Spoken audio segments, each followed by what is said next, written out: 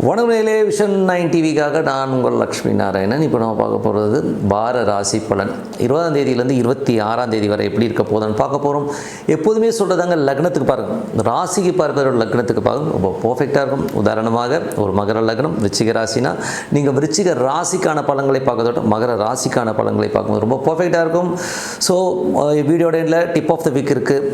சிம்ம ராசிக்கு வந்து பார்த்திங்கன்னா உங்களுக்கு வந்து என்ன மாதிரி விஷயங்களே பண்ணும் அப்படின்னா, சிம்மராசி வந்து சூரியன் வந்து பார்த்திங்கன்னா உங்களுடைய விஷயங்கள் வந்து பார்த்திங்கன்னா நீச்சமாக இருக்குங்க. ஸோ அது மூடியில் இருக்கும்போது கொஞ்சம் பக்கத்து வீட்டுக்காரர்கிட்டலாம் வந்து கொஞ்சம் சண்டை போடாமல் இருக்கணும்.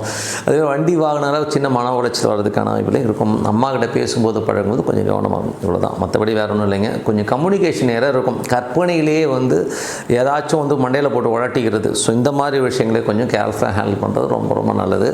2 மற்றும் 11ஆம் அதிபதி ஆனால் புதன் வந்து பரிவர்த்தனை இருக்கும். நல்ல லாபங்கள் நல்ல ஏற்றங்கள் வர்றதுக்கான வாய்ப்புகள் இருக்குது. கொஞ்சம் வந்து பின்னாடி ஏதாவது பேசுகிறாங்கன்றதுக்காக கொஞ்சம் மனசலனங்களோ டென்ஷனோ வர்றதுக்கான வாய்ப்புகளும் ரொம்ப கவனமாக இருக்கணும்.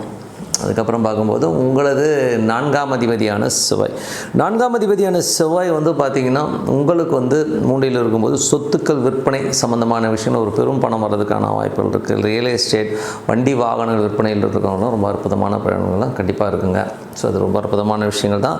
அது குருடைய சாரத்தில் இருக்கும்போது நல்ல வருமானங்கள், வேலையிலும் பார்த்திங்கன்னா நல்ல கம்ஃபர்ட்டாக ஒரு பெரிய லாபங்கள் வர்றதுக்கான வாய்ப்பும் ரொம்ப நல்லா இருக்குது.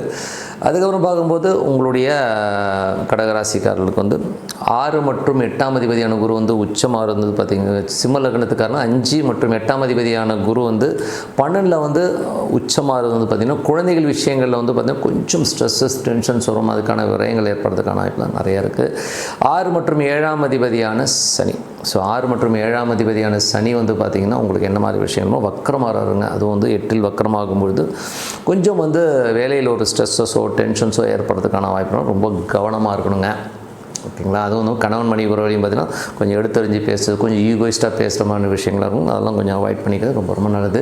8ஆம் அதிபதி வந்து 12 இருக்கும்போது அதுவும் உச்சமாக இருக்கும்போது தேவையில்லாத விஷயத்துக்கு ஒரு ஸ்ட்ரெஸ்ஸஸோ டென்ஷன்ஸோ குழந்தைகளோட விஷயங்களில் பூர்வீகம் சம்மந்தமான விஷயங்களோ ஸ்ட்ரெஸ்ஸஸ் டென்ஷன்ஸ் வர்றதுக்கான வாய்ப்புலாம் ரொம்ப கவனமாக இருக்கணும்.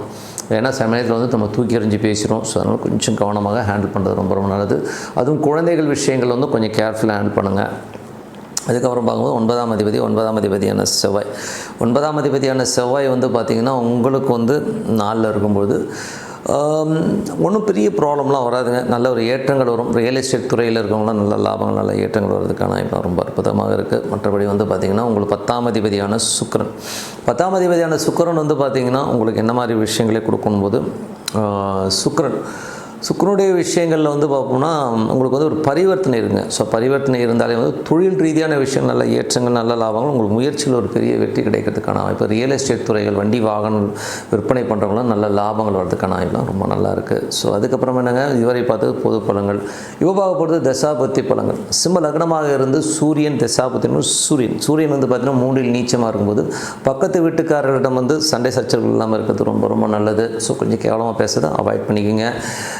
சிம்ம லக்னமாக இருந்து சந்திரன் சந்திரன் வந்து பார்த்திங்கன்னா உங்களுக்கு 12ஆம் அதிபதி 2இல் இருக்கும்போது கொஞ்சம் குடும்பத்துக்காக செலவு பண்ணுறமான விஷயங்கள் முதல் 2 நாட்கள் இருக்கும். அதுக்கப்புறம் பார்க்கும்போது கொஞ்சம் மன உளைச்சல்கள், கற்பனையிலே இப்படி ஆகிடுமா அப்படியான ஒரு சின்ன மன உளைச்சல், அதனால் தூக்கம் வராமல் இருக்கிற இந்த மாதிரி விஷயங்கள், அதனால் கொஞ்சம் கவனமாக இருக்கிறது ரொம்ப ரொம்ப நல்லது.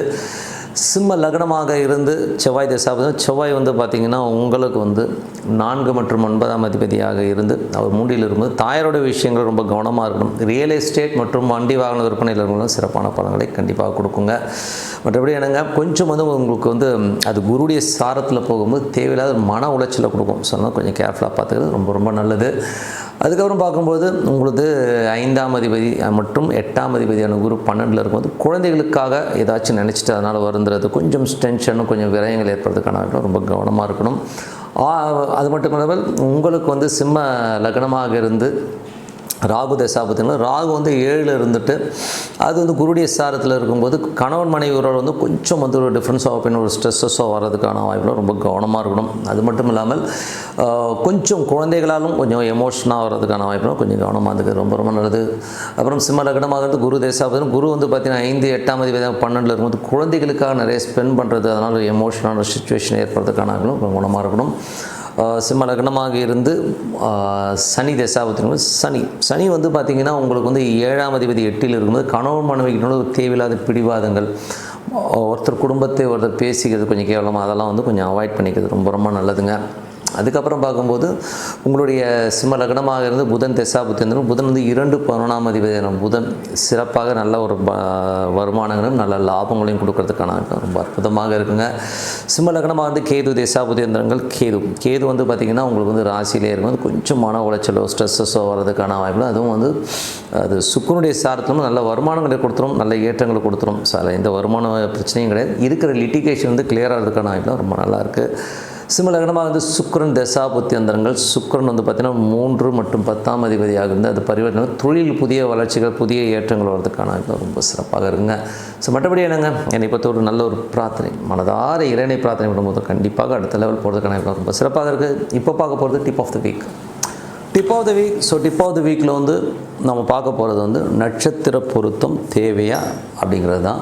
ஸோ பேசிக்காக இந்த நட்சத்திர பொருத்தங்கிறது வந்து ஒரு சில மேஜரான விஷயம், அதாவது வந்து தாராபலன்கிற ஒரு விஷயத்தை வச்சும் ரஜ்ஜு சம்மந்தமான விஷயங்களை வச்சு தான் மேஜராக பார்க்குறது. ஸோ ரஜ்ஜுங்கிறது பார்க்கணும், அது ஓகே. பட் தாராபலன்களில் வந்து பார்க்கும்போது சில நேரங்களில் வந்து சின்ன சின்ன இன்சிடென்ட்ஸ், சின்ன சின்ன ஒரு கான்ட்ரவர்சிஸ் இருக்குன்னா இருக்க தான் செய்யுது. பட் இருந்தாலும் அது ரொம்ப 100% ஒர்க் ஆகுதுன்னா அப்படிலாம் ரொம்ப பெருசாக பார்க்கணும் அவசியம் கிடையாது.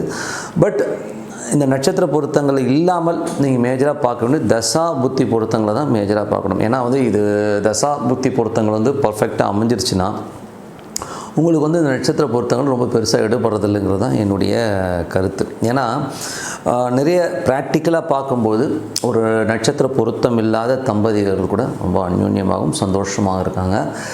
அது வந்து நம்ம போய் ஜாதகம் எடுத்து பார்க்கும்பொழுது அதுக்கு பார்த்திங்கன்னா அவங்களுடைய தசாபுத்திகள் வந்து ரொம்ப அந்யோன்யமாக இருக்கிற ஒரு சூழ்நிலை வருது. அவங்க கிரகங்கள் வந்து இவங்களுக்கு சந்தோஷத்தையும் இவங்க கிரகங்கள் வந்து ரொம்ப ஒரு கம்பேரிட்டிவாக ரொம்ப அழகாக ஒரு ஆதர்ச தம்பதிகளாக வாழ்கிறதுக்கான விஷயங்களை இந்த தசாபுக்தியில் அமைச்சு கொடுக்குறது தான் ரொம்ப உண்மையான விஷயம். அது தசாபுக்தியில் மட்டும் இல்லாமல் தசாபுக்தியில் இருக்கிற அந்த நட்சத்திர நாதர்களும் வந்து ஒரு பாசிட்டிவாக இருக்கும்போது எல்லாமே பாசிட்டிவாக நடக்கிறதுக்கான வாய்ப்புகளை கண்டிப்பாக கொடுத்துருதுங்க. ஸோ அதனால் வந்து நட்சத்திர பொருத்தம் பார்க்கணுமானா நட்சத்திர பொருத்தம் வந்து ரொம்ப பெருசாக பார்க்கணும்னு அவசியம் கிடையாது. ஒரு சில விஷயங்களை மட்டும் பார்க்கணும், மீதியெல்லாம் வந்து நீங்கள் ஜென்ரலாக கொஞ்சம் முன்ன பண்ணாலும் தசாபுத்தி அந்தரங்கள் 2 பேருக்குமே அதாவது அவங்களுக்கு நடக்கிற தசாபுத்தி அந்தரங்கள் ஒரு ஆணுக்கு வந்து ஒரு தசாபுத்தி அந்தரம் நடக்குது, அது பெண்ணுக்கு வந்து 6, 8, 12 தசாபுத்தியாக நடக்காமலோ, அதே ஒரு பெண்ணுக்கு வந்து ஒரு தசாபுத்தி அது ஆணுக்கு வந்து ஒரு 6, 8 இல்லாமல் இருக்கிறத பார்த்துக்கணும். அவ்வளோதான், இதுதான் ரொம்ப மேஜர். அது மட்டும் இல்லாமல் கேது ராகு இது மாதிரி தசாநாதர்கள் மேலே நடக்கும்போது அதுவும் தேவையில்லாத சின்ன சின்ன கான்ட்ரவர்சிஸ் உருவாக்கும். மற்றபடி வக்ரகிரகங்கள் ஒரு ஜாதகத்துக்கும் இன்னொரு ஜாதகத்துக்கும் கண்டிப்பாக நல்ல ஒரு பலன்களை கண்டிப்பாக கொடுக்கும். ஸோ இதெல்லாம் வந்து மேஜராக பார்க்கணும் மொழிய ரொம்ப வந்து இதை மட்டும் பார்த்தீங்கன்னா உங்களுக்கு வந்து அவ்வளோ பர்ஃபெக்டாக இல்லைங்கிறது தான் உண்மையான விஷயம். ஏன்னா ப்ராக்டிக்கலாக பார்க்கும்போது இந்த மாதிரி விஷயங்கள் இருக்குது. ஏன்னா ஒருத்தர் ஜாதகம் நல்ல ஒரு நட்சத்திர பொருத்தம் இருக்குது, நீங்கள் கல்யாணம் பண்ணிக்கங்கன்னு சொல்லிட்டு வந்த பொருத்தங்கள் நிறைய டைவர்ஸ்க்கு போயிருக்கு. ஏன்னா என்னடா கான்ட்ரவர்சிஸ் வந்திருக்கு, ஏன் இந்த பொருத்தம் இந்த மாதிரி ஆகிருக்குன்னு பார்க்கும்போது அவங்களுடைய தசாநாதர்கள் வந்து இவருடைய லக்னத்துலேருந்து பார்க்கும்போது அந்த பொண்ணுடைய தசாநாதர்கள் இருக்கிற இடம் 6, 8ஆகவோ 6ஆம் இடம் ரொம்ப அந்த டைவர்ஸுங்கிற விஷயத்தை வந்து அது மாதிரி நட்சத்திராதிபதியும் பார்த்திங்கன்னா ஒரு 6ஆம் இடத்தோடைய சிக்னிஃபிகண்ட்டில் போகும்போது கண்டிப்பாக ஒரு பிரிவை ஏற்படுத்துங்கிறது தான் உண்மையான விஷயம். அதே மாதிரி ஒரு தசாபுக்திகளும் கூட பார்த்திங்கன்னா ஒரு தசாபுக்தியில் வந்து ஒருத்தருக்கு வந்து ஒரு பெரிய வெற்றிகளும் பெரிய சந்தோஷத்தையும் கொடுக்குற ஒரு நல்ல தசாபுக்தியாக இருந்தாலும் அவருக்கு நல்லா இருக்கும், பட் அவரை சார்ந்த ஒரு சிலருக்கு அது மைனஸாகவும் இருக்கும். ஸோ உதாரணம் சொல்ல போனோம்னா ஒரு பெரிய பணக்காரராக இருப்பார், பட் அவருக்கு வந்து பார்த்திங்கன்னா ஒரு குழந்தையால் ஒரு சின்ன தலைவலிகள் இருக்கும், கொஞ்சம் ஸ்ட்ரெஸ்ஸஸ் இருக்கிறதுக்கான வாய்ப்புகளை கொடுத்துரும்.